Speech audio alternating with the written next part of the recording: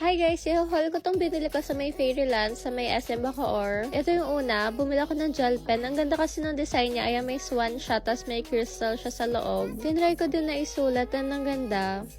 Next naman, itong DIY cream glue na keychain. Makakagawa ka na ng keychain gamit to. Meron na siyang stickers na kasama, may tweezers, may cream glue, may charms. Ito naman yung next, DIY painting siya. Kasi may kasama na siyang chain, pwede niya siya gawing keychain. Sobrang cute nito. Ito naman yung next, DIY keychain. May sticker siya nakasama para pang decorate. And ang ganda nito kasi may glitter siya sa loob. So ayan, pag ginalaw niya siya, gumagalaw yung mga glitters niya.